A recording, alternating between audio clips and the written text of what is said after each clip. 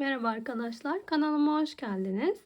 Şimdi size bu güzel şık çantanın tarifini anlatacağım. Güzel bir klaş çantamız oldu. Simli ip kullandım ben. İnşallah belli oluyordur parlakları. Yani güneş ışığında daha çok belli oluyor ama şu an içeride o kadar belli değil. Evet, çok güzel simli bir ipimizle ördüm. Şık bir çantamız oldu. Lütfen kanalıma abone olup beğeni yorum yapmayı unutmayın arkadaşlar. Farklı güzel tariflerin devam edebilmesi için desteklerinizi bekliyorum. Çantamıza 120 gram ip kullandım. Çok az bir ip gitti ama çok şık bir çantamız oldu. Şu şekilde içini de göstereyim. Videonun içinde de sonunda da ölçülerini verdim. Ulaşabilirsiniz ölçülerine. Evet, bu şekilde çantamız hep beraber örmeye başlayalım. Evet, merhabalar. Şimdi çantamızı bu iple öreceğim ve 200-230 gram ağırlığında 185 metre olan bu ipimizle öreceğim. Ne kadar ip gittiğini çantamızı ördükten sonra söyleyeceğim. Evet, bu iple örmeye başlayalım şimdi. Evet, çantamızı 3.50 milim tığla örüyorum. Resimli bir makrome ipimiz var. Onunla örmeye başlayabiliriz. Şu şekilde bir halka oluşturuyoruz. Ve tığımızı geçirip ilmeğimizi çıkaralım. Şimdi buraya bu şekilde 39 tane zincir çekeceğiz. 1, 2, 3, 4, 5, 6. Evet, bu şekilde 39 tane zincirimizi çekip gelelim. 39 tane zincirimizi çektikten sonra bir tane daha zincir çekiyoruz dönüş için. Ve burada ilk zincirimizin tepesinden, bu ilk en son yaptığımız değil, diğerinden başlayarak sık iğneler yapacağız. Hepsine birer tane sık iğne yapıyoruz. Bu şekilde 39 tane sık iğnemizi yapıp gelelim. Evet, 39 tane sık iğnemizi yaptık. Ve bu 39. sık iğnemizi yaptığımız zincir boşluğuna bir tane daha sık iğne yapıyoruz. Ve bu şekilde dönerek aynı boşluğa bir tane daha sık iğnemizi yapalım. Şimdi burada geriye kalan zincirlerimizin hepsine birer tane sık iğne yapıyoruz. Bu şekilde zincirlerimizin sonuna kadar birer tane sık iğnemizi yapıp gelelim. Şimdi 79 tane sık iğnemizi yaptıktan sonra burada sonuncu sık iğnemizi yaptığımız boşluğa bir tane daha sık iğne yapıyoruz. 80 tane sık iğnemiz oldu. Ve birinci sık iğnenin tepesinden batarak bir kaydırmayla birleştiriyoruz sıramızı. Şimdi burada bir tane zincir çekelim ve aynı boşluğa bir tane de sık iğne yapalım. Ve bütün sık iğnelerimizin tepesine bu şekilde iki kanadından batarak birer tane sık iğne yapacağız bu sırada. Evet, hepsine bu şekilde batarak sık iğnelerimizi yapıyoruz. Sıra sonuna kadar yapıp gelelim.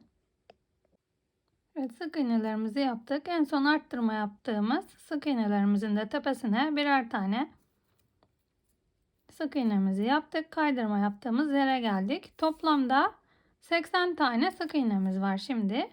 Eğer siz daha geniş bir çanta isterseniz 4'ün katlarından oluşuyor modelimiz.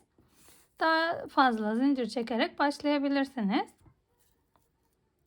Burada ilk yapmış olduğumuz sık iğnenin üstünden batarak yine bir kaydırmayla sıramızı birleştiriyoruz. Bir zincir çekiyoruz ve aynı boşluğa bir tane de sık iğnemizi yapalım. Şimdi tığımıza doluyoruz ve bir tane sık iğnemizi atlayıp diğerinin içine bu şekilde batarak 1 2 ikili trabzan yaptık. Tekrar doluyoruz. Aynı sık iğnenin içine bir tane daha ikili trabzan yaptık. Tekrar doladık. Aynı sık iğnenin içine bir tane daha ikili trabzan yaptık. Yani bir tane sık iğneye 1, 2, 3 tane trabzan yapmış olduk. Şimdi tığımızda taktık. Bir tane sık iğnemizi arada atlıyoruz ve diğerine batarak bir tane sık iğne yapacağız. Şimdi tığımıza doluyoruz. Bir tane sık iğne atlayarak yine ikili trabzan yapıyoruz. 1, aynı boşluğa, 2, aynı boşluğa, 3 tane ikili trabzan yaptık.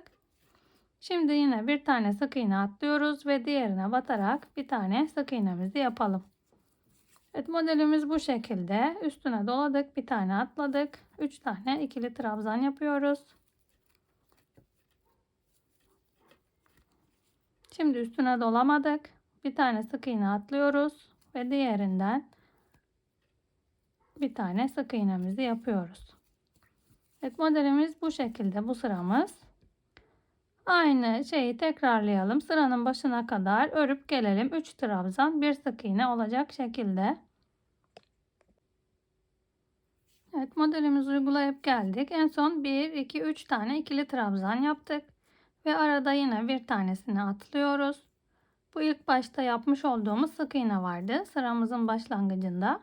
Bu sık iğnemizin tepesine bir kaydırmamızı yapalım. Şimdi 3 tane zincirimizi çekiyoruz. 1, 2, 3. 3 tane zincirimizi çektik. Şimdi bu önümüzdeki sık iğnenin altından tığımıza doluyoruz. Sık iğnenin altındaki boşluktan tığımızı takıp ilmeğimizi çıkaralım. İkisini örelim. İkisi tığımızda beklesin. Tekrar tığımıza doladık. Önümüzdeki 1, 2, 3 trabzanı atlıyoruz ve buradaki sık iğnenin yine altından tığımızı takıp doluyoruz. İkisini ördük. Tığımızdaki 3 tane ilmeğin hepsini bir seferde örüyoruz.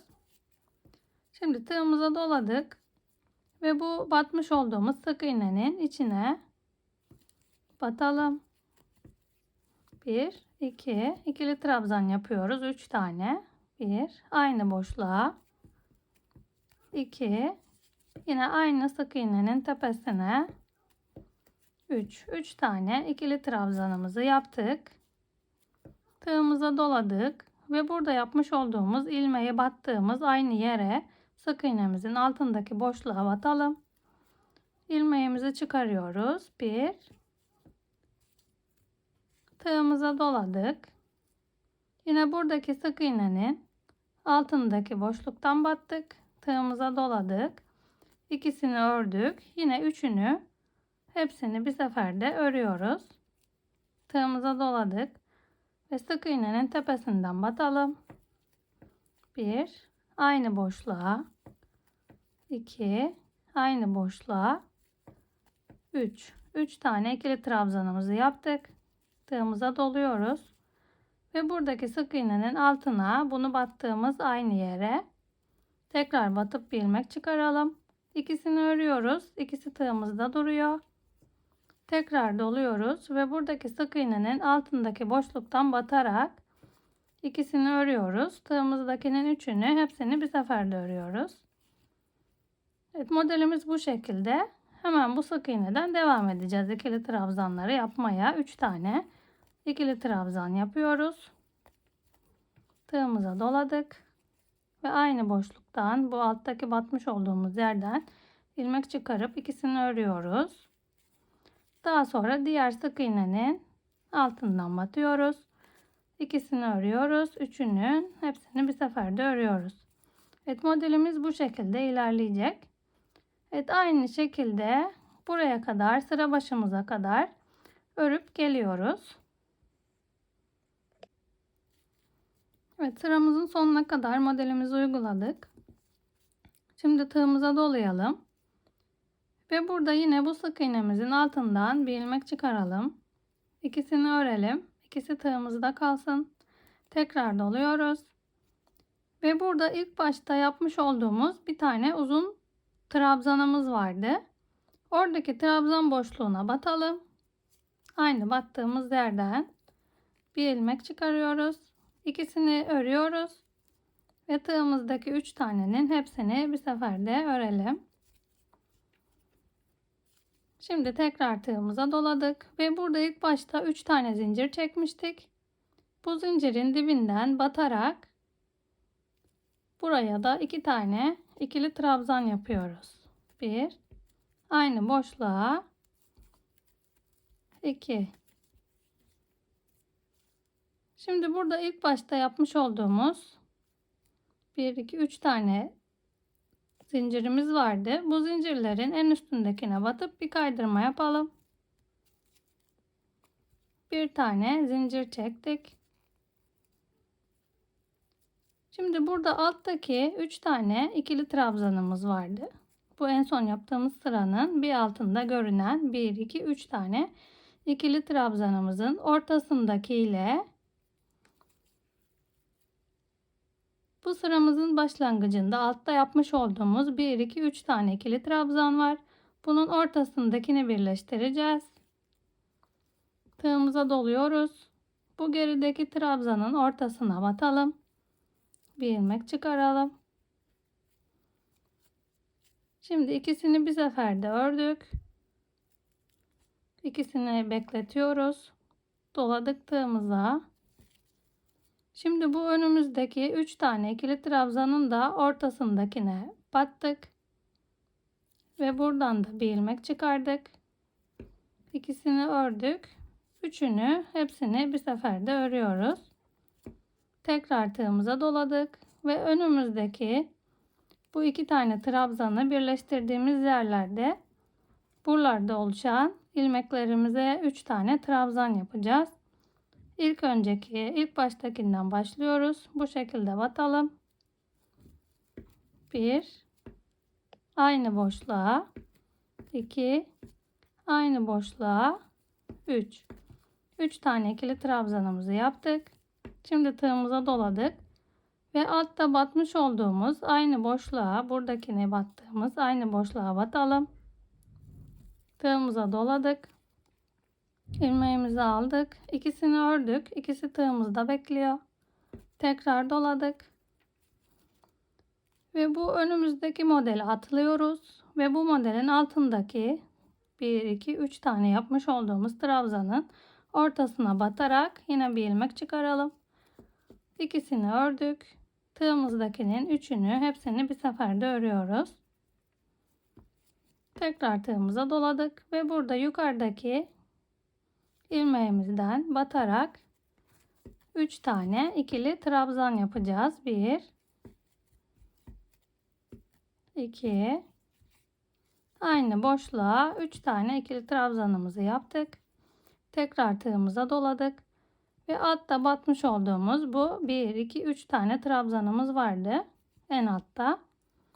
Bunların ortasındakinden yine aynı bunu battığımız yerden batalım. İkisini örüyoruz. İkisi tığımızda kalıyor. Tekrar doladık. Ve burada önümüzdeki yine bu modeli atladık. Önümüzdeki üçlü trabzanın 3 tane yapmış olduğumuz ikili trabzanın ortasındakinden batarak bir ilmek çıkardık. İkisini ördük. Diğeriyle beraber üçünü hepsini bir seferde ördük.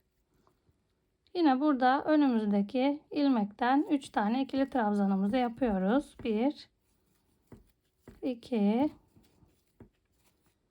3. Aynı boşluğa 1, 2, 3 tane ikili trabzanımızı yaptık.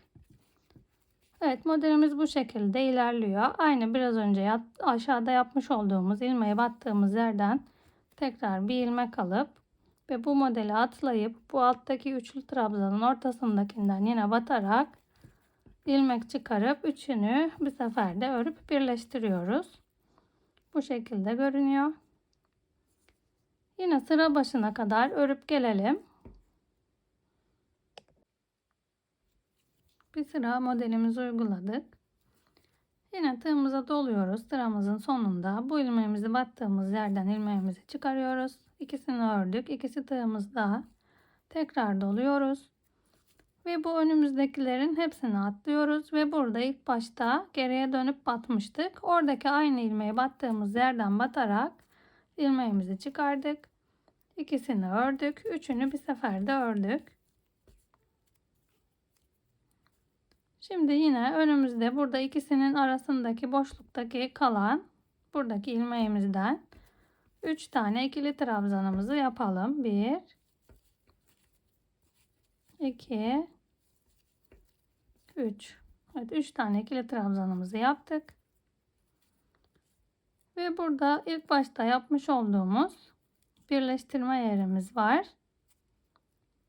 Orada bir tane zincir çekmiştik. O zincirimizin tepesinden batalım.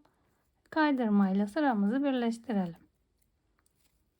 Şimdi yine 3 tane zincirimizi çekiyoruz. 1 2 3 ve tığımıza doladık. Ve burada ilk başta yapmış olduğumuz bu zincirin yanına 2 tane de ikili trabzan birleştirmiştik. 1 2 3 tane ikili trabzanımız var. Oradaki trabzanların yine ortasındakinden 1 2 3 tane trabzanın ortasındakinden tığımızı takalım. Bir ilmek çıkaralım. İkisini ördük. İkisi tığımızda kaldı. Tekrar doluyoruz. Ve buradaki modeli atladıktan sonra önümüze gelen ilmeğin altındaki 1 2 3 tane trabzanın ortasından yine batıyoruz. İkisini örüyoruz. Üçünü, hepsini bir seferde örüyoruz ve hemen önümüzdeki trabzanın tepesinden ikili trabzanlarımızı yapıyoruz. 1 2 aynı boşluğa 3 tane ikili trabzan yaptık. Tığımıza doladık ve burada altta yapmış olduğumuz trabzana battığımız aynı yere batalım. İkisini ördük. İkisi tığımızda. Tekrar doladık ve önümüzdeki modeli atladık ve buradaki trabzanın altından 1 2 3 tane trabzanın ortasındakinden batıp ilmeğimizi çıkardık. İkisini ördük. Üçünü bir seferde örüyoruz. Tekrar tığımıza doladık ve önümüzdeki ilmeğe batarak 3 tane ikili trabzan yapıyoruz aynı boşluğa. Evet, bu modelimiz de bu şekilde, bu sıramız da bu şekilde ilerleyecek. Yine aynı yerden, bunu battığımız yerden ilmek çıkarıp ikisini ördük ve bu modeli atladık ve buradakinin altından batıp ilmeğimizi çıkarıp topladık. Evet, bu sıramız bu şekilde ilerliyor. Sıra başına kadar modelimizi uygulayalım. Sonra burada ben bir kez daha anlatayım size birleştirme yerini. Ve tekrar görüşelim. Buraya kadar örüp gelelim. Sıramızı bitirip geldik. Şimdi burada 3 tane zincir çektiğimiz yere kadar ördük. Tığımıza doladık. Ve burada altta birleştirmiş oldum. Burada ilmeğimizi yaptığımız boşluktan batalım. İkisini örelim. Tığımıza doladık. Ve burada ilk başta yapmış olduğumuz, başlarken buradan ilmek çıkarmıştık. Aynı yerden batalım. Ve bir kez çıkardık. İkisini bir, üçünü, hepsini bir seferde ördük. Modelimiz bu şekildeydi. Burada da bir modelimiz oluşmuş oluyor. Şimdi burada zincirimizin dibindeki boşluktan yine bu ilk başta yapmış olduğumuz yerden zincirimizin dibine batıyoruz.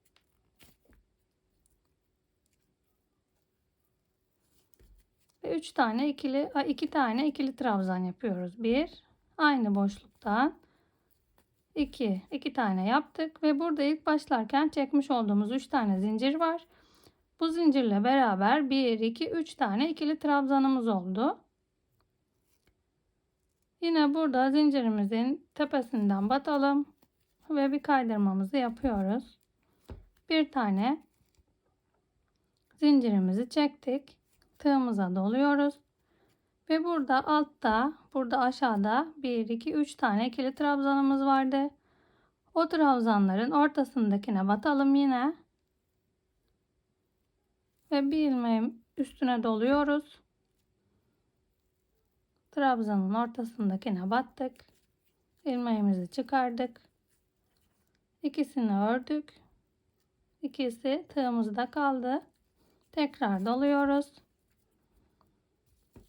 Ve burada önümüzdeki alttaki 1, 2, 3 tane ikili trabzan var. Bunun ortasındakinden yine bu şekilde ilmeğimizi çıkardık. İkisini ördük. Üçünün hepsini bir seferde örüyoruz. Tığımıza doladık ve önümüzdeki ilmeğe 3 tane ikili trabzan yapıyoruz. 1, 2, 3. 3 tane ikili trabzanımızı yaptık. Tığımıza doladık. Ve bunu battığımız aynı trabzanın boşluğuna bu şekilde batalım. İkisini ördük. Tığımıza doladık. Ve bu modeli atladıktan sonra burada alttaki trabzanların ortasındakinden yine ilmeğimizi çıkardık. İkisini ördük. Üçünü hepsini bir seferde örüyoruz. Ve önümüzdeki ilmekten 3 tane ikili trabzan yapıyoruz. 1, 2, 3. 3 tane ikili trabzanımızı yaptık. Evet, modelimiz bu şekilde ilerleyecek. Birleştirme yerlerimiz de bir sırada ve şimdi gösterdiğim gibi olacak. Bir sırada da 3 tane zincir çekip de çıkıyorduk. Alt sırada olduğu gibi.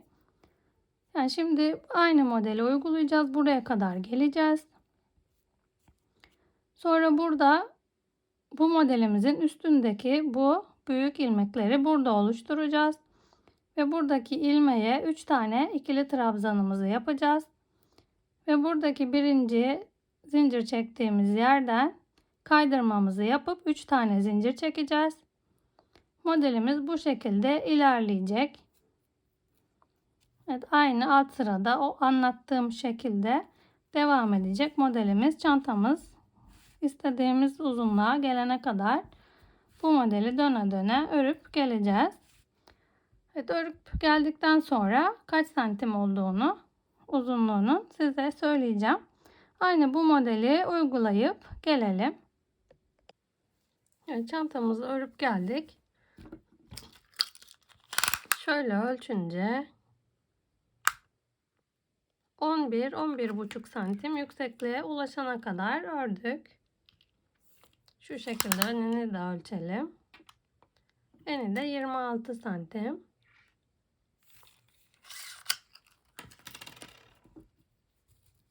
Evet, aynı modelimizi uygulayıp geldik. İstediğimiz yüksekliğe ulaşana kadar.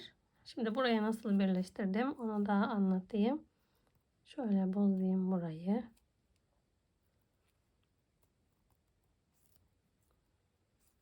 Evet, burada bu sıramızı bu şekilde birleştiriyorduk. Bir trabzan yaptık. Bu zincirimizi de bir trabzandı. 2 tane.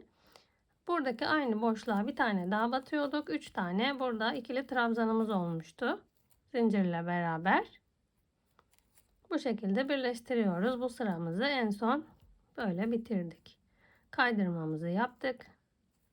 Bir zincir çektik. Ve aynı kaydırma yaptığımız boşluğa zincirimizin üçüncüsüne bir tane sık iğne yapalım. Ve burada böyle iki kanadından batarak önümüze gelen bütün ilmeklere birer tane sık iğne yapacağız.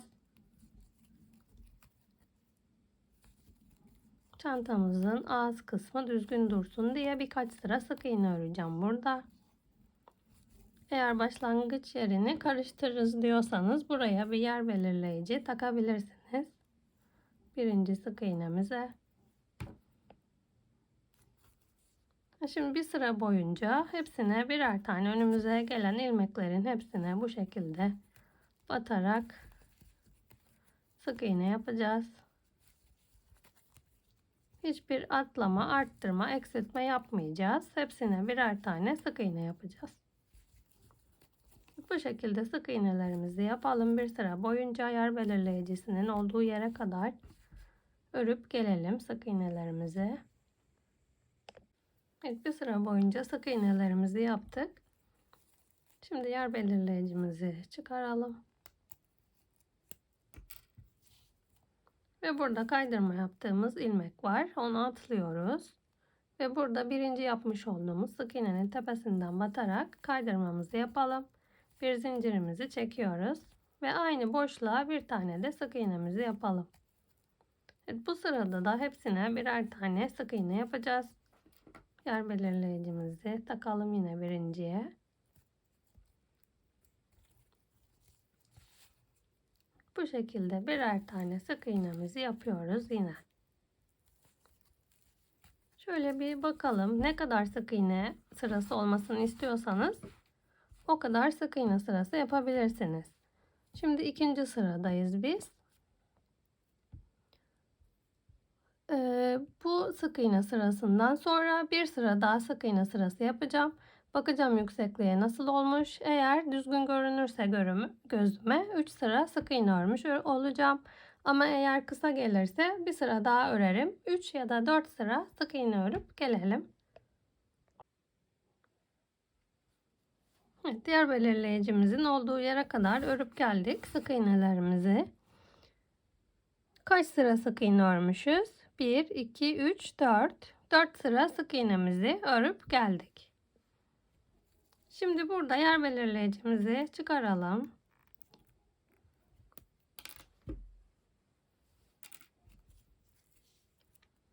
Ve bu şekilde sonuncuya da sık iğnemizi yaptıktan sonra kaydırma yaptığımız ilmek kalıyor burada.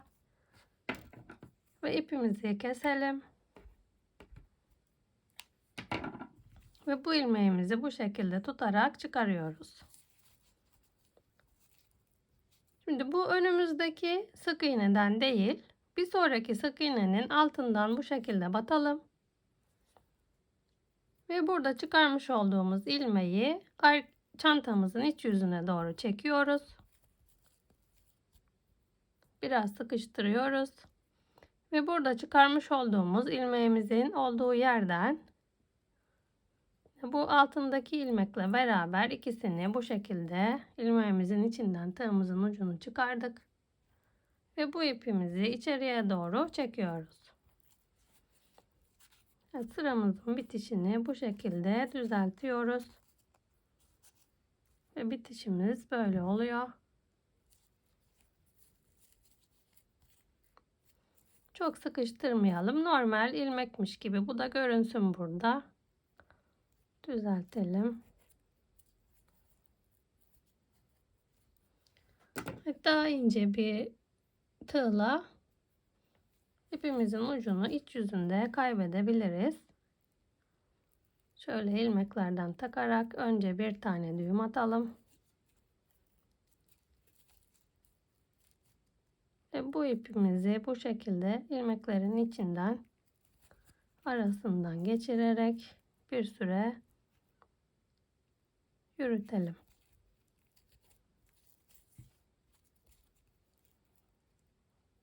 Bu şekilde ipimizi gizleyelim, yürütelim ve fazlalık ucunu keselim.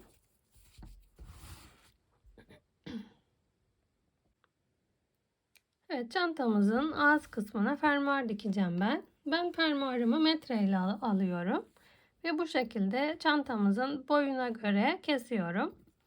Bu biraz uzun bir fermuarlı. Bunu kullanacağım ben.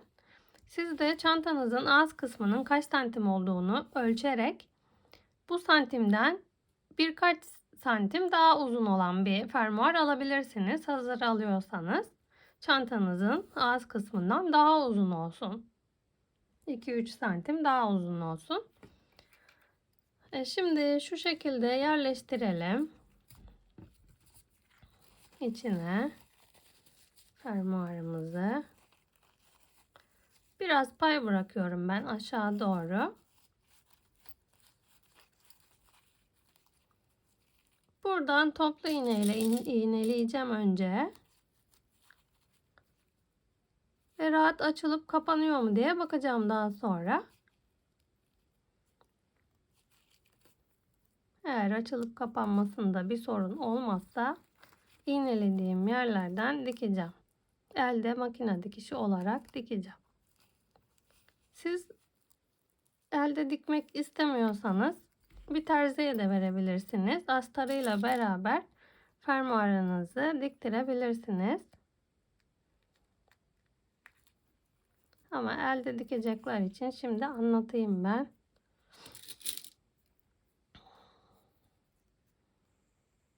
Bu şekilde iğneliyoruz.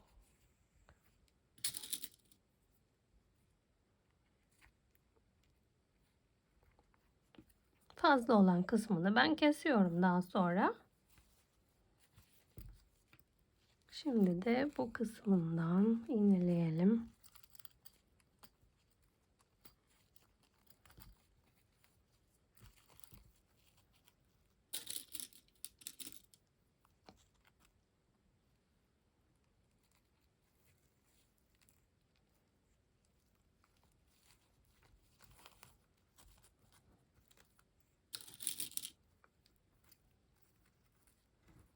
Siz dikmeyi biliyorsanız hiç izlemeyebilirsiniz.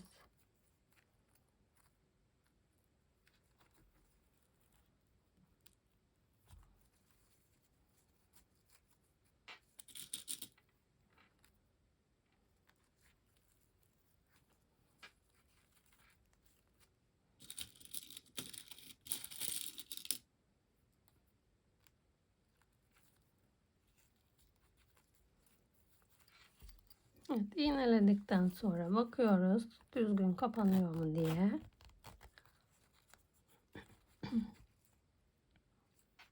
Kapanmayan yerleri düzeltelim.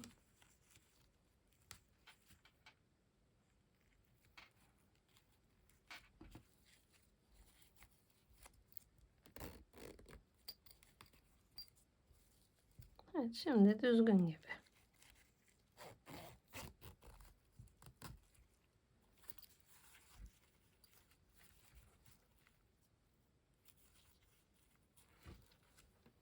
Şimdi ben rengine uygun bir iple dikeceğim bunu. 2 kat benim ipim. Ucunu düğümledim. İpimizi şuradan şöyle açarak nasıl daha rahat tutuyorsak o şekilde ayarlayalım. Kameraya da elimiz çarpmasın.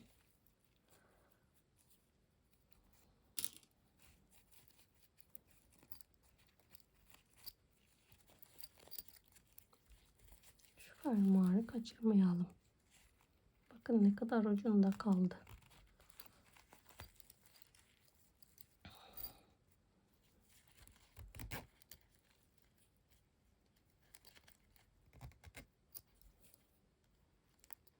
Evet, ipimizi geçiriyoruz.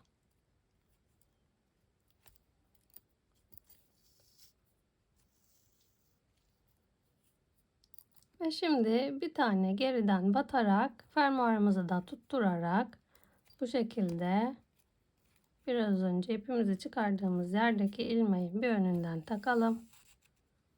Fermuarımıza dikkat. Şimdi buradan çıkarmış olduğumuz sık iğnemizin bir arkasındaki sık iğneden iğnemizi tekrar geçiriyoruz. Ve burada çıkarmış olduğumuz sık iğnemizin bir önündeki sık iğneden iğnemizin ucunu çıkaralım. Şimdi size gösterirken biraz tuhaf oldu. Daha sonra ben düzeltirim bunu. Şimdi yine buradaki ipimizi çıkardığımız sık iğnenin bir gerisinden batalım. Ve bu iğnemizin olduğu sık iğnenin bir önündekinden iğnemizin ucunu çıkarıyoruz. Elde makine dikişi yapıyoruz yani. Bu şekilde dikeceğiz. Şimdi hepsini anlatmayayım ben. Siz bu şekilde devam edin. Bütün fermuarımızı bu şekilde dikelim. Eğer bu kısmın bu kadar çıkmasını istemiyorsanız bir alttaki sık iğne sırasından da dikebilirsiniz. Aynı gösterdiğim şekilde buradaki aralardan çıkarsınız. O şekilde de dikebilirsiniz. Evet, ben size göstermek için biraz acele ettim. Çok düzgün olmadı. Tekrar iğneleyeyim ve dikeyim. Siz bu şekilde dikin, gösterdiğim şekilde düzgünce ayarladıktan sonra. Evet, fermuarımızı diktim. Bu şekilde oldu fermuarımız. Ben en üstteki gösterdiğim bu size daha kolay olsun diye burada anlatmıştım. Elde makine dikişini bir alttaki sık iğnenin olduğu yerden diktim ben. Bu şekilde biraz içeride oldu dikişimiz. Siz de bu şekilde dikebilirsiniz eğer isterseniz. Şimdi ben kenar kısmına bir tane elçik öreceğim. Yani tutmak için bir aparat yapacağım. Onu nasıl ördüğümü size anlatayım.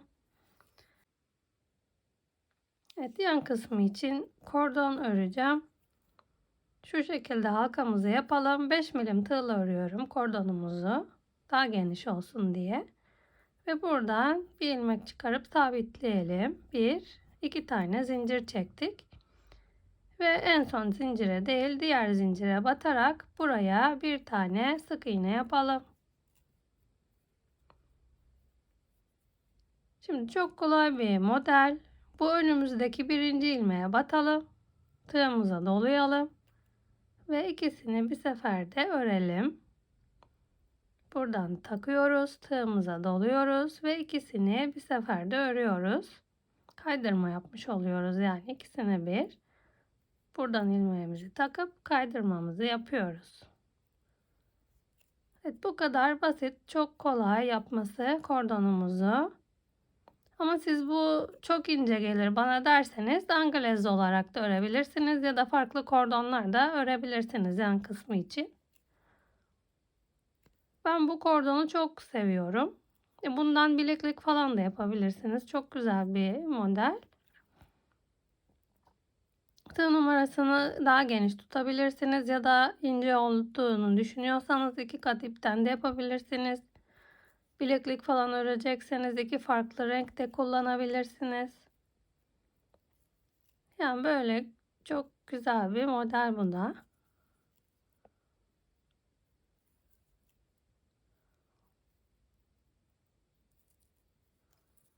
Evet, bu şekilde modelimiz. Kenar kısmındaki o kordonumuzun ne kadar uzun olmasını istiyorsak o kadar uzatabiliriz. Şimdi ben örüp geleyim. Daha sonra ölçüsünü size söyleyeceğim. Evet, benim için bu kadar uzunluk yeterli. Şu şekilde ölçtüğümüz zaman 23 santim oldu. Benim parçamın, kordonumun uzunluğu. Siz de dilediğiniz kadar uzatıp kısaltabilirsiniz. Şimdi şurada biraz uzunca bir ip, şu kadar uzunluk yeter. Bırakalım.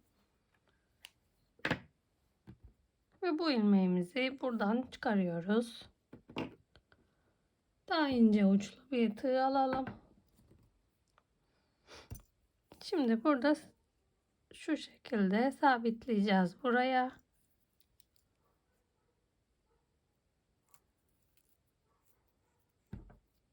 Şimdi karşıdan buradan tığımıza takalım ilmeğimizi. İçeri doğru çekelim.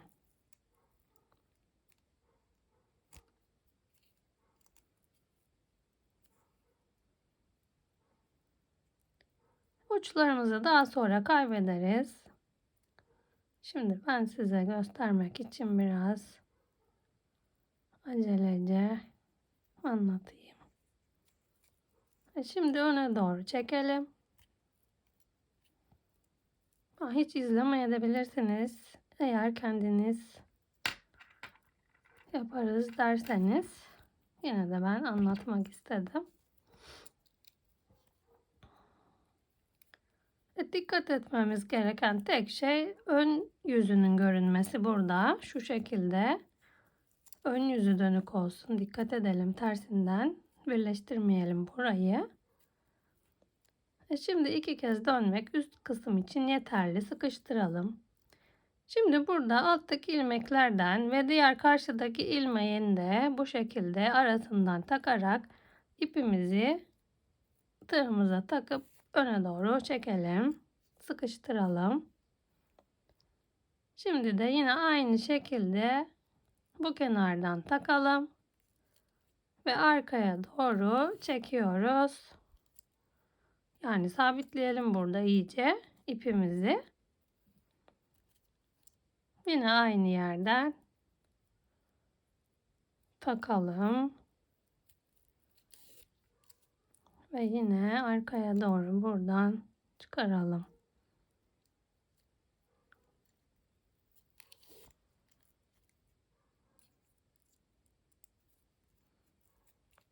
Evet, şu an sağlam oldu bence. Sıkıştıralım.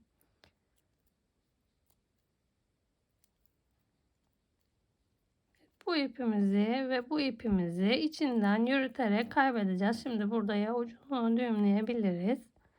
Şu şekilde ikisini bir takalım. Tığımıza şu alt ucunu da şuradan geçiriyoruz. Ve burada bir düğüm atalım. Diğer uç da içeride kalsın. Evet, bu ucumuzu şimdi içinden yürüterek kaybederim. Ve fazlalık uçlarımızı keselim, temizleyelim.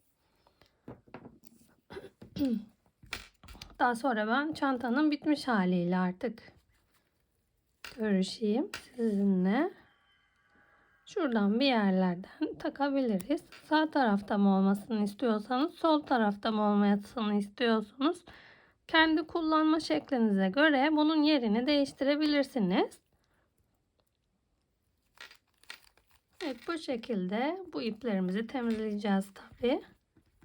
Takabiliriz yan kısma. İsterseniz bundan takmayıp bunu buraya direkt kendiniz dikebilirsiniz de. Evet, uçlarımızı temizleyelim ve çantamızın bitmiş haliyle görüşelim. Evet, çantamızın örülüşü bu kadardı. Kordonumuzu da buraya tutturduk, bitirdik. İplerimizi temizledik. Ve bu şekilde çok şık bir kulaç çantamız oldu. İçini de göstereyim. Ben astar dikmedim. Siz eğer isterseniz astar dikebilirsiniz ya da diktirebilirsiniz. Bu şekilde çok muntazam, çok kullanışlı bir çantamız oldu. Şimdi kaç santim yine ölçelim bir kez daha. 25 santim oldu şu an bitmiş hali. Ve yüksekliği de şu şekilde ölçtüğümüz zaman 13-13,5 santim, 13 santim oldu. Evet, çok kolay, çok basit, çok şık bir çantamız oldu. Evet, bu güzel çantaların devam etmesi için kanalıma abone olup beğeni, yorum yapmayı unutmayın arkadaşlar. Beni Pinterest'te, Facebook'ta, Instagram'da, TikTok'ta da takip edebilirsiniz. Hepsinde kanallarımın ismi Funda'dan El İşleri. Farklı güzel çanta tarifleriyle görüşmek üzere. Yapacak olan herkese kolaylıklar dilerim.